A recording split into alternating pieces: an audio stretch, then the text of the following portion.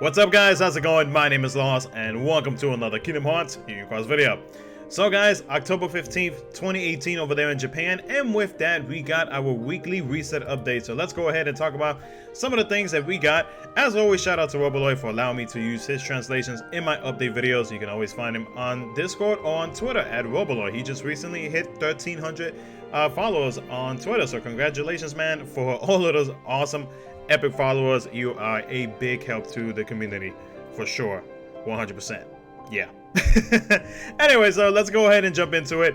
First things first is this week's VIP, which is a little different from our usual VIP. So let's talk about it. According to ROBOLOID and his awesome translations, there's a special VIP quest this week that gives us Trait Medal Prime Neku and Joshua Medal, which is the new Prime Medal that we just got today as well. You'll get 3 trait medals from this VIP quest, and you'll also get 1 gold ticket if you buy this week's VIP, which will be distributed on October 22nd at like 2 a.m. Eastern Standard Time.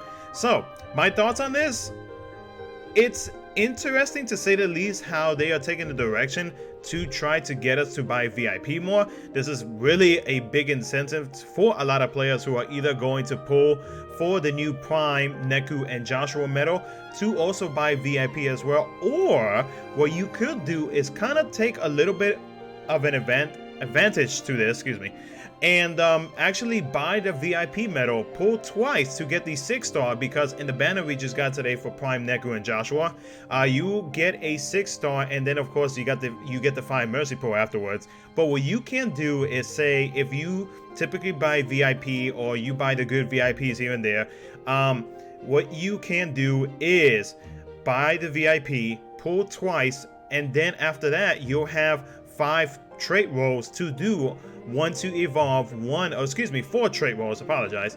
1 to evolve 1 of the 6-star Neku and Prime Neku and Joshua medals into a 7-star, and then after that you can take advantage of the trait medals you got from VIP and also the one from the banner that you just pulled. But of course it all depends on you as to whether or not you want to pull on this medal, so which we'll talk about here in just a second as I go through some of the other things that we got as well. So that's my thoughts on this. Also, one thing that I do want to know, in Global got Prime Halloween Sora, which is pretty much JP's version of the the Jack and Zero medal. It is a Prime, and it also does a whole non-attribute thing, 120% extra gear to your medals, etc, etc. And they also got themselves a board where for 8,000 jewels you can get 1 7-star of the Halloween Sora, and also the 6 stars, I believe, of that medal, or the trait medals. Either ways, I mean, they're pretty much trait rolls. But I feel like this is JP's way of us, or I guess this is like JP's version of then trying to kind of match to that board that Global got for the Prime Halloween Sora. But except this, for the JP version, you get the 3,000 jewels for buying VIP, you get trait medals, but you still technically have to pull for the medal at least once to use those trait medals. But either way, so it's really up to you guys as to whether or not you want to do it. But this is an interesting way that they're doing it. But of course, the big incentive here is it's gonna make a lot of players, except for free-to-play players, but it's gonna make a lot of cheat-to-play whales, etc, to buy VIP, to go ahead and pull once using the 3,000 jewels from that VIP that you get, and afterwards you pretty much have the medal itself, and then you can 7-star it and do whatever it is that you want with it, along with the three trait medals. So that's up to you guys. Like I said, you get all of this interesting stuff, but this is a different route. I'm not sure if this is going to be a permanent thing.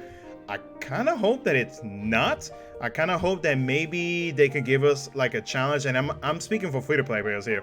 I'm hoping that they give us a type of challenge where for free-to-play players they have to complete it to try to get trait medals for the new medal that just came out. You know, that's just an option, you know.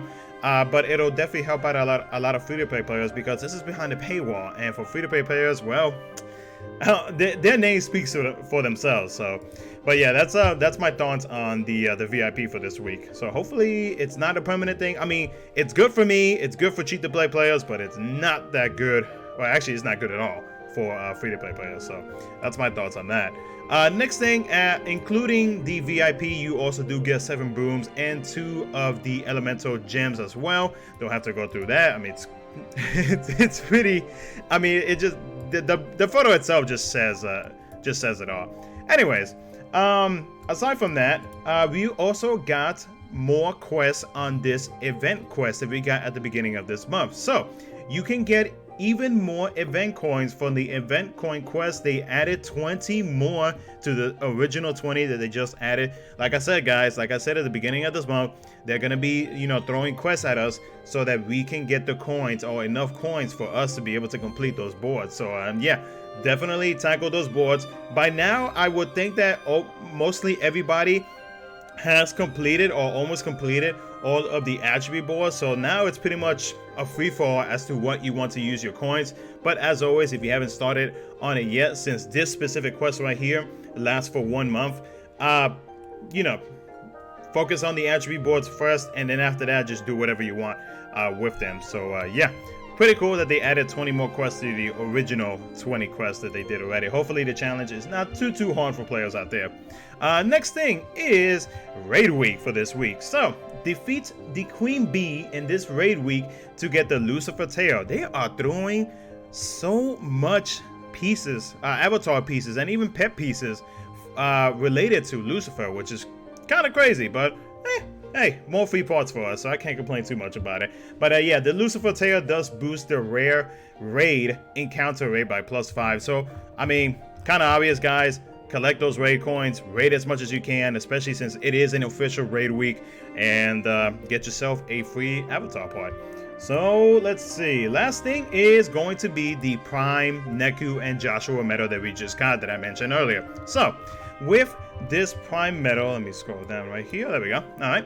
So this banner features 1 7-star tier 5 through tier 7 per pull, 1 6-star Prime Neku and Joshua per pull, 1 7-star Prime Neku and Joshua in 5 pulls, and Prime Neku and Joshua has 120 pet points, and then once you trade them once, it'll be at 144. One thing I did forget to mention that was part of the VIP with the whole 3 traits, excuse me, I can't talk today, is that you can pull once, make your first 6-star Neku or Prime Neku and Joshua medal into a 7-star, and then if you do buy VIP, then you can easily trade it once, bam, one step closer to getting that pet rank 11 for that combo 1 or combo attack 1 pet skill, which has like been dominating PvP and whatnot. So yeah, that's another option right there. But if you don't already know, Prime Neku and Joshua is a tier 5 medal, upright speed, 4 gauges, 7-star multiplier is at 25.05.